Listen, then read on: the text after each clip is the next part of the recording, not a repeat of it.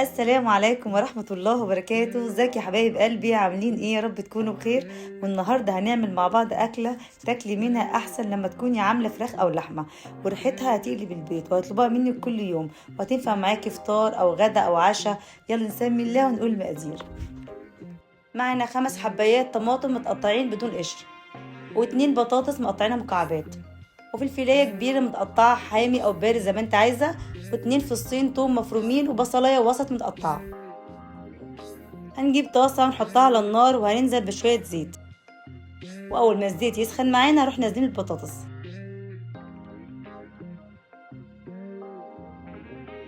وهنقلبها تقليبه كده. اول ما تبدا تتحمر معانا بالشكل ده كده هنغطيها وهنسيبها ونوطي عليها النار، وهنسيبها 3 دقايق بالظبط تطرى وتستوي معانا كده بالشكل ده.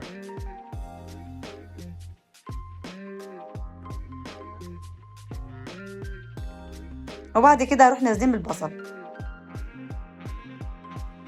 واول ما البصل يدبل معانا وتشم ريحته كده وريحته تطلع هروح نازلين بالفصين الثوم المفرومين،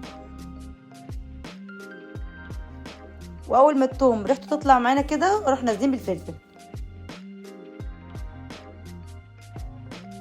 هنقلبه هو تقليبتين كده وهروح نازلين بالطماطم،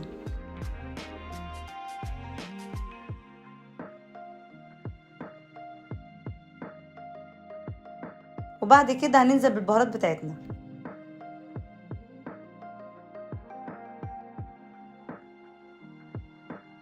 هنحط شويه ملح وشويه فلفل اسمر ورشه زعتر، وبعد كده هنحط شويه ميه علشان الطماطم تتسبك معانا. وكمان احنا مش عايزينها ناشفه، عايزينها كمان فيها شويه سوائل كده. وبعد كده هنبدا بقى نغطيها ونسيبها كده تتسبك على نار هاديه كده لمده 3-4 دقايق. وبعد ما اتسبكت معانا هنبدا بقى نعمل فتحات بالشكل ده كده علشان نحط البيض بتاعنا. انا استخدمت 4 بيضات.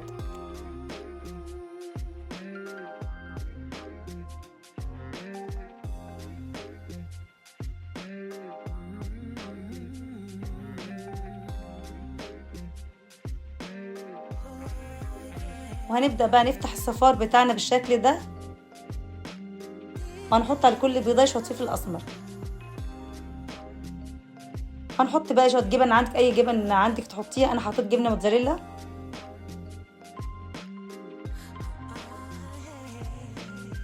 بالشكل ده.